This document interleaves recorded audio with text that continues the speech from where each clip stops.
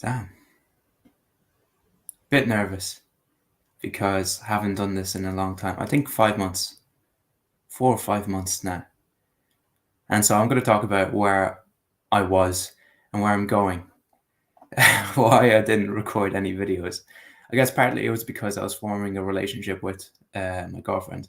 And secondly, it was probably I was busy procrastinating. So I just couldn't do anything. And paralysis by analysis, thinking, okay, the next video has to be perfect. The next video, I'm going to hire an external editor, get this edited perfectly. And the intro has to be perfect. There has to be an outro. Well, I wasn't really thinking about an outro too much. It has to be shot in multiple places. I have to have a script. Maybe a script will make my videos better, These are all probably true. A script is probably better. I don't know. Joe Rogan Experience doesn't use a script, but I know many YouTubers do, and I don't know. I think I was just, doing the paralysis by analysis type of thing, being busy procrastinating and ultimately not doing anything. I was trying to figure out, okay, if I'm going to create something perfect, what would that look like? And then just waiting for the answer to come without actually doing anything. And so life got in the way. And 5 months later, now I'm here. It's ridiculous. I was struggling to even make a video. So right now I'm just rambling because I don't know what to say. It's ridiculous. But let's get to it. So that was actually where I was and where I'm going. Now I'm in France, different room.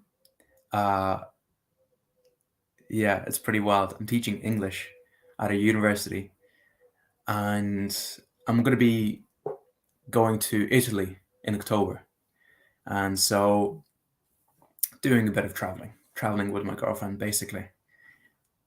Yeah, that's it. And hopefully this is the beginning of a new, I wouldn't say a new YouTube channel. No, it's not that. Hopefully a new beginning creating valuable YouTube videos. I think that's the best way to put it. Probably not the best way to put it, but the best way that's, that I'm thinking of. Yeah, I actually wrote a script. Well, not really a script. I wrote down a list of what I want to talk about on things that I find useful personally, like habits, strategies, a routine. And I realized even though it's really useful to me, I'm not that passionate about it. There's not many things that I really care about. And if I don't have something I care about, if I don't have to do anything that I care about, I just procrastinate. I just lazy about. I watch videos, watch movies, and stay in my room. I I I was looking for a good motivator. I think one of my last videos, I was talking to Wida, a professor, and her and I were trying to figure out what are good motivators. So not motivators from fear, from a sense of lack, but something that would motivate us, like pull us towards a direction instead of running away from something, being pulled towards something. A motivator of love, of passion, of something good, running on good fuel, let's say. And so I think that was one of my last videos. And that's been something I've been thinking about since that video ended. What is something that can motivate me? What is something, and also, what is something that people want that I also want to give? What is something that I love to talk about that the people would also want to listen to? And so I was trying to find that overlap. And I just didn't do anything. There's a common phrase, or there's a common thing called shower thoughts. Now, I've been taking baths recently, a lot of baths, and I start thinking in the bath. I just zone out, listening to Joe Rogan podcast or Jordan Peterson talking to someone, and that's when I get a lot of thoughts. And recently, I was thinking about I was talking to myself. You're trying to figure out the best possible way to make content, but you're not doing anything to make content. So it's like you have a map that's vague, but you're not going anywhere to find some sort of a direction. I don't know. That's a bad analogy. I just realized the mistake I was making, that I wasn't doing anything, but I was trying to find the best possible solution. I think Peterson talked about this. He talked about if you don't know what to do, just do something. And halfway down the road, if you realize, oh, this isn't actually what I want to do, that's what I want to do, you wouldn't have figured that out before you took this path. And so, yeah, he put that better. So this is my attempt at doing exactly that. And so I think I do care about personal development. That's a given. I always wanted to improve myself. It's something I think about all the time. I thought I cared about game, learning strategies. I say that with a laugh because it's a bit funny. Strategies, techniques, conversational topics, that sort of stuff to get a girl, get with someone. And so, yeah, I can't put it down. It's actually useful. Like, game isn't bad. There's some things that are that can be questioned, but game isn't bad. But it wasn't really what I cared about. I think what I really cared about was love, and game was a way to get to love. If there was something else, I would use that as a tool or as a vehicle to move me towards love. But the thing I was trying to do is get love. I was trying to obtain it. I was trying to use a tool to get it. I'm not too sure now. I'm not too sure that you get it. I think you find it. And I'm saying I'm not too sure because I'm not too sure. I think you find it. I think you can get attraction. You can get arousal. You can create it, create arousal, create interest. But I don't think you can necessarily get love if you do something. I think this is something that you have to build upon and something that you discover, I think. So one thing, oh, I'm getting a bit cold. The window's open. It was goddamn hot yesterday. It was 20 degrees, 19 or 20 degrees. Now it's 11. Whew, a bit cold. So I think game is useful in helping you build attraction or arousal, actually. I think that's much better because you obviously need that, not for everyone, but for most people, arousal, attraction is useful. Knowing how to calibrate yourself, knowing how to talk in social environments, knowing how to build balls to talk to someone you don't know. I think those are all useful tools, but that's not everything, because after that, you're just really good at the opener, but then the rest of the interaction, the rest of the actual connection with the person is useless because you just really got good at the beginning. So the way Peterson was talking about it was, you would want to, his daughter asked him a question like, how long does it take until you date around to find the one for you, you know? And he said, because like the grass is always greener, you know? And he said, well, don't underestimate, how did he say it? Don't underestimate. Oh, fuck, I forget now how he said it. I'm going to paraphrase it, but basically, you need to have attraction. It would be great if you're attracted to a person, and if you have trust, and same. He didn't say goals or ambitions. That's what he said, ambitions. But also you choose the person. You choose to be with the person because no matter who you find, they're always going to be full of flaws. So attraction, trust, and ambitions. You should have those three things. Ambitions would be useful, similar ambitions. But no matter who you find, they're always going to have flaws. So it's a choice to be with someone. And I think love is something that happens after you make that decision.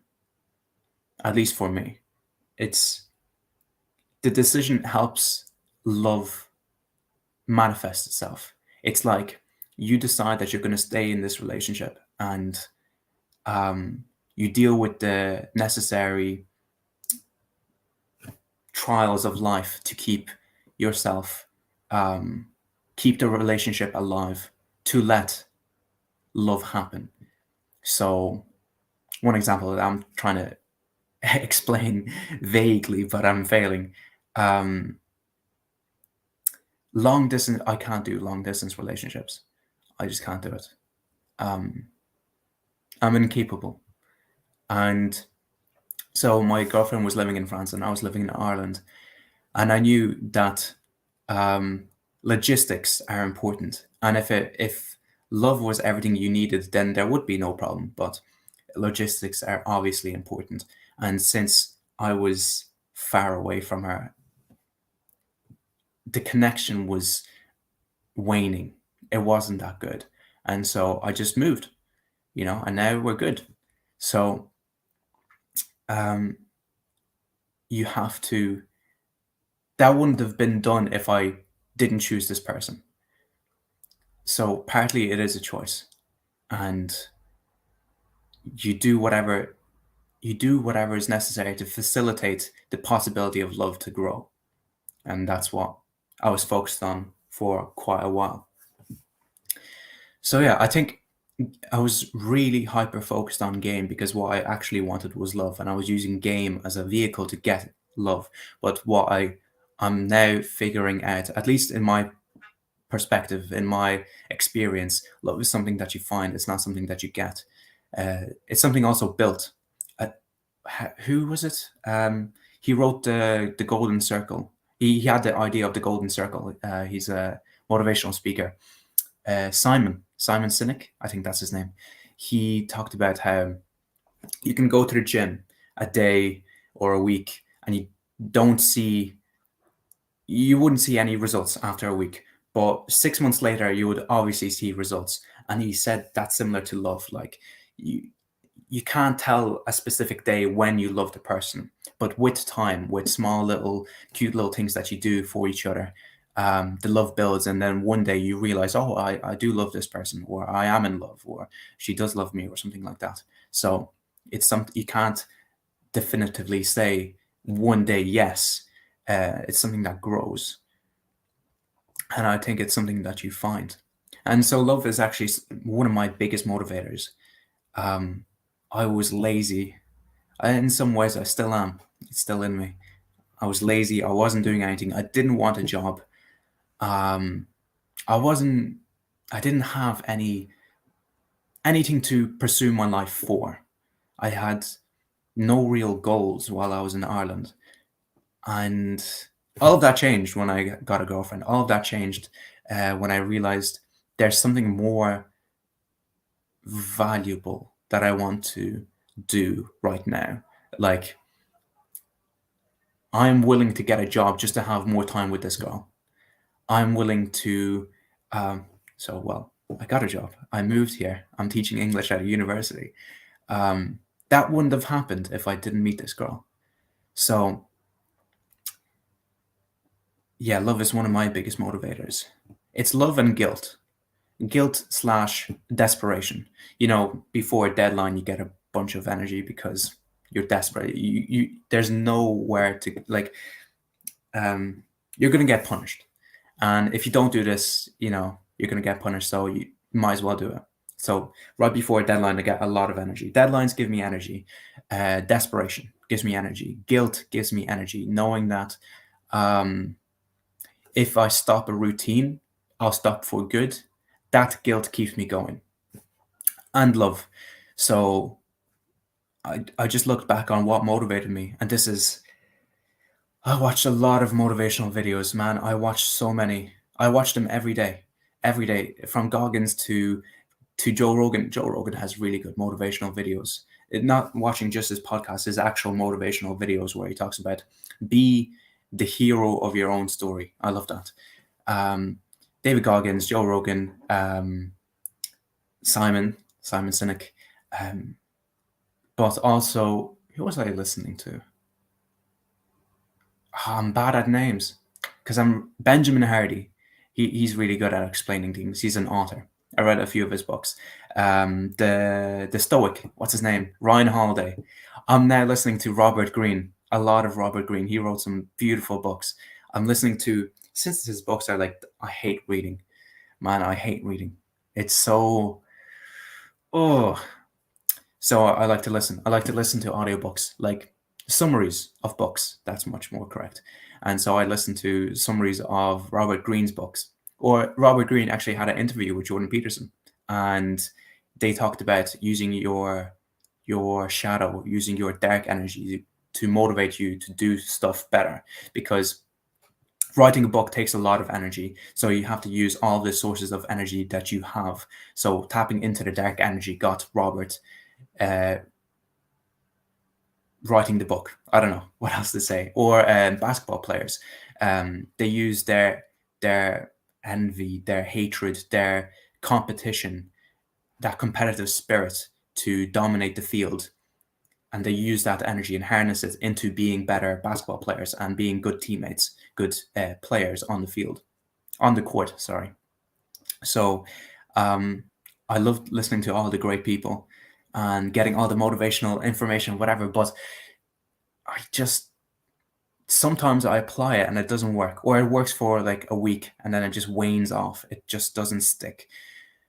And I think the best thing that I thought of was what has already worked for me consistently that I can use, that I will use to make me do stuff that I want to do or do stuff that I don't want to do, at least for a little while.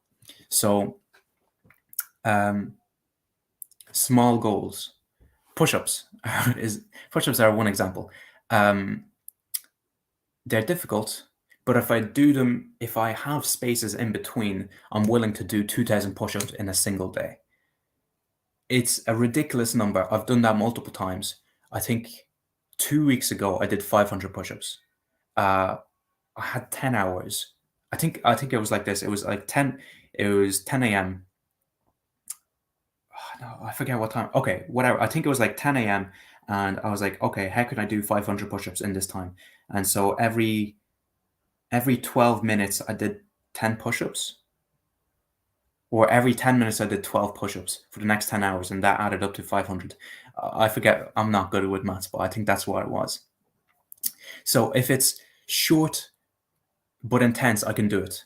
But if it's long and intense, my mind just blanks out and I just don't want to do the work.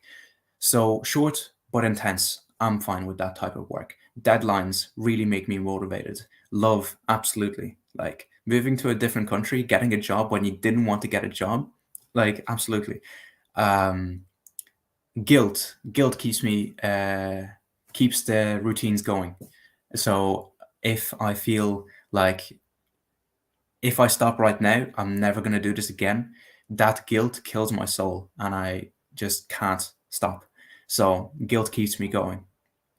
So I found these things that have worked in the past consistently, and that's what I use to make myself do shit. And also accountability. Accountability is good because um, uh, I'm a people pleaser. You know, I love people, and so I found two marathon joggers, and I knew that I have to increase my improve on my health, improve on my jogging. I love to jog. I used to jog with my brother. I loved it, and so I found these two marathon runners, and I texted them on Facebook.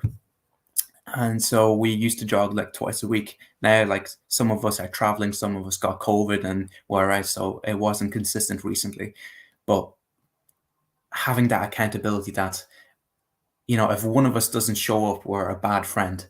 And so I would wake up at 6:45 go there, meet up at 7:30 and start jogging. And so even though there's like, it started with myself and a guy, and like I would have to jog to that.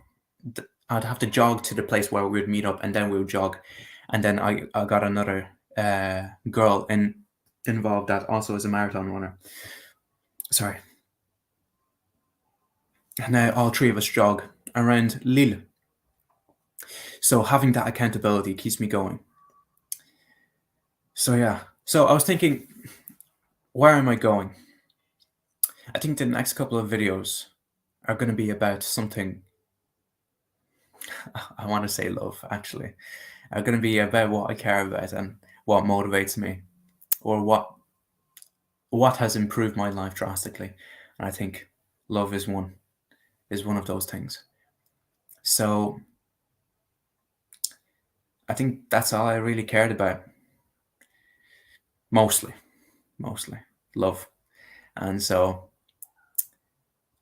yeah, I think the next couple of videos, I'm smiling because I'm now nervous. I'm now like, shit, I have to like deliver something. I have to, produce something good. And then the paralysis by analysis is coming into my mind because I'm like, okay, it has to be like perfect. It has to be edited. It has to be whatever.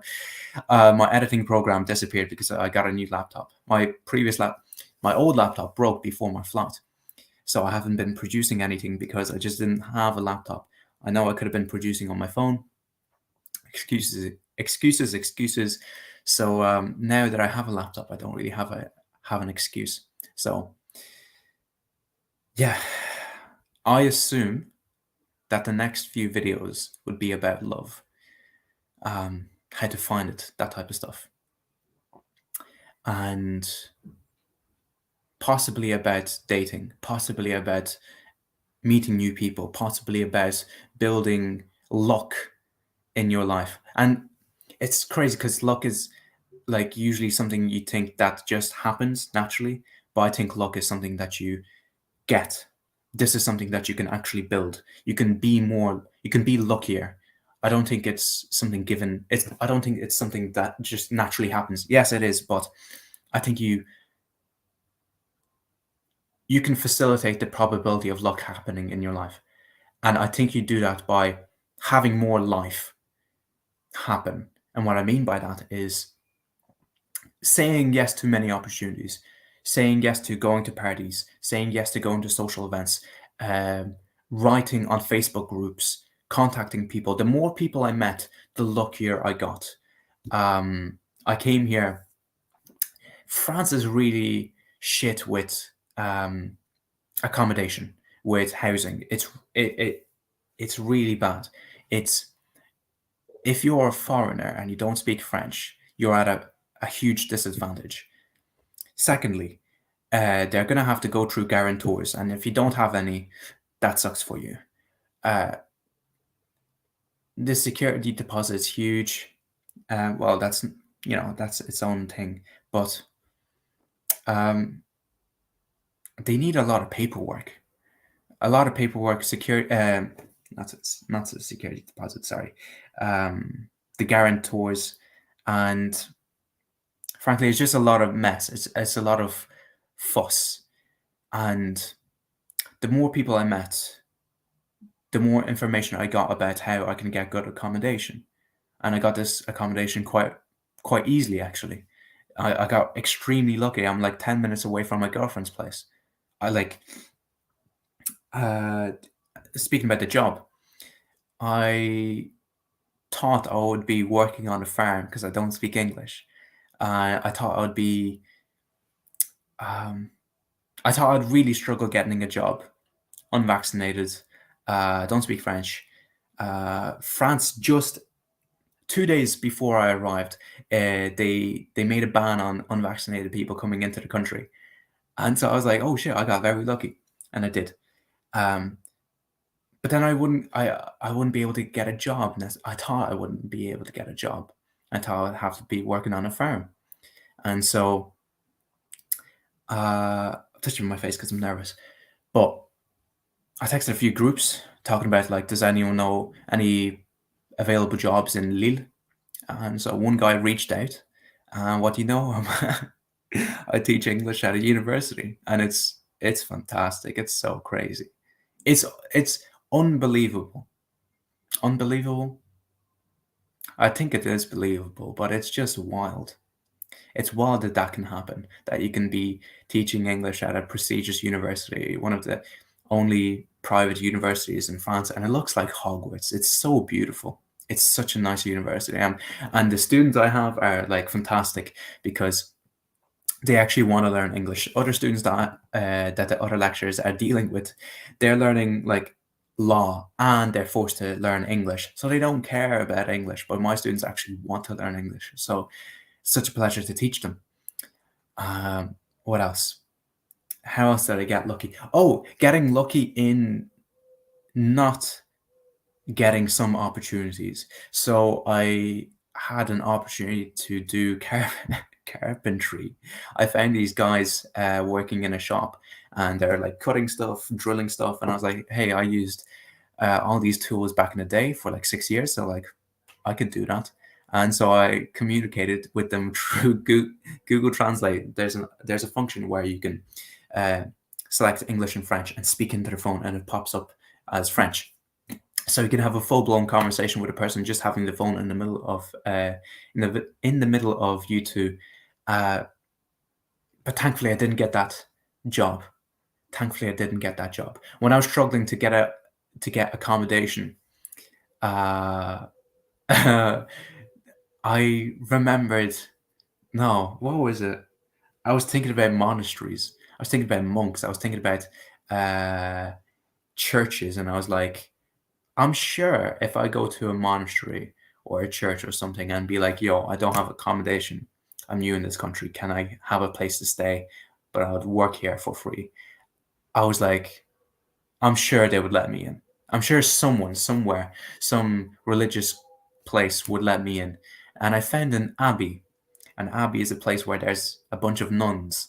A bunch of nuns. Anyway, an abbey is a place where nuns live. And so I was like, yo, I don't have accommodation. I'm staying in hotels. The longer I stay in hotels, the less money I have for rent, and I can't find an apartment. I was looking at furnished apartments, and I was like, furnished apartments, but with a couch instead of a bed. Furnished apartments without a couch. Just like unfurnished apartments. Like the list. I went from the top going down, and I couldn't find any apartment that was in my price range, and I was just really struggling. So I was like, okay, I'm gonna go to an abbey.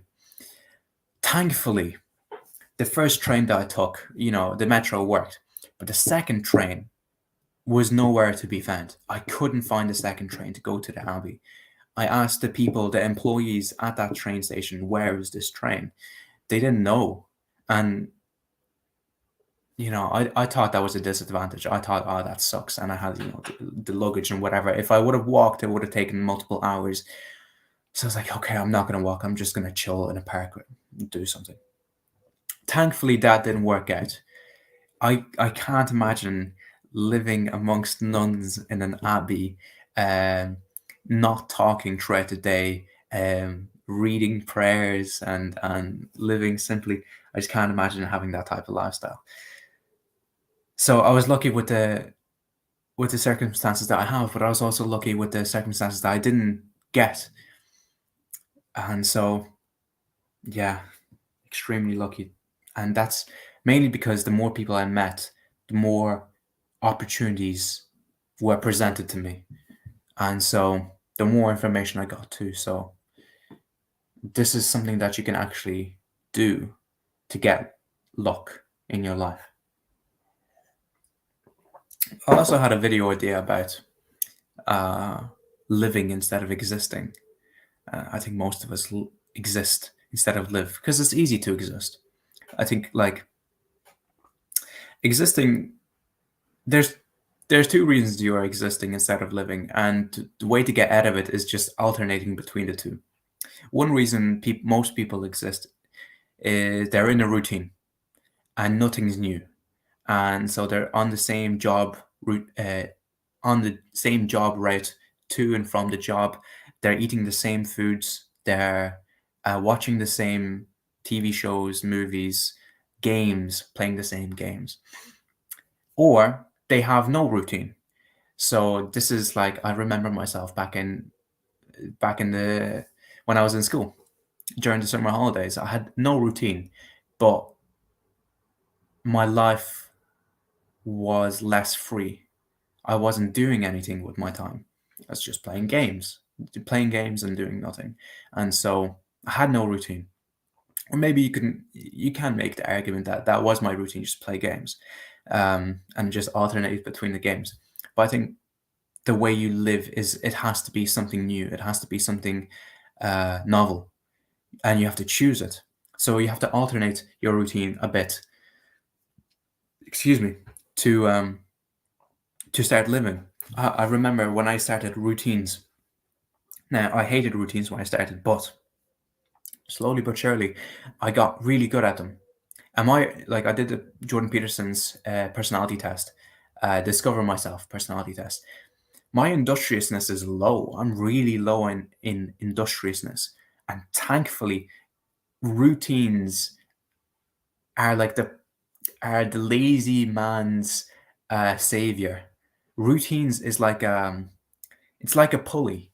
You know, it's an efficient way to get a lot of stuff done without putting that much effort. A pulley can pull something crazy heavy, but you don't have to pull it that much, like that. You don't have to use that much force to pull something crazy. Um, so yeah, routines are immensely useful to a lazy person, and I think I'm quite lazy. And so I noticed if I was in a routine for about 2 months, 2 to 3 months, I'm not growing anymore. It's now the same. If I have a journaling routine of like improving something, I uh, I stop improving and I start going in circles, talking about the same thing to improve, but I don't improve it. But changing one or two things in that routine, so mixing when I'm gonna read in the morning or at night, or mixing um, when am I gonna take the shot of wheatgrass. Literally, it doesn't have to be that big. It doesn't have to be a big change in routine, but that creates novelty in what you do. It's a little awakening, and then it's no longer it's no longer existing. That's just one. It's a small thing, but it's more being present. Living is very similar to being present, because you don't live uh, when you're just like in zombie mode. If you're going down a mountain with a bicycle, you have to be really present, and then obviously you're living. So being present is linked to living. So it has to be something that changes your routine up a bit. So that was one video idea I had, and this is something I've been thinking about for a long time. TLC did this video. TLC is ridiculous. The Learning Channel. But there's this doctor who talked to obese people, and he was talking to this obese woman, and he asked her, is she living or existing? And she said she's existing, and that hit me. I understood what he meant in that moment. Existing. And I it's also in the James Bond movie, No Time to Die, when he actually dies. Surprise, surprise.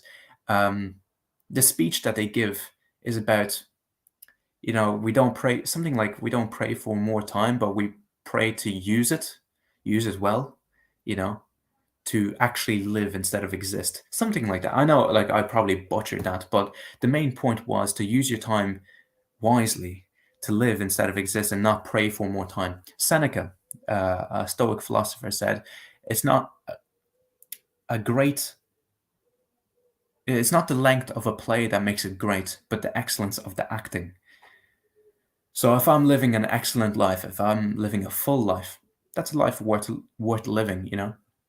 But if I'm living a long, monotonous, boring life, not too good. Even if I live a very, very long life, I probably wouldn't be doing anything with it, no matter how long I live.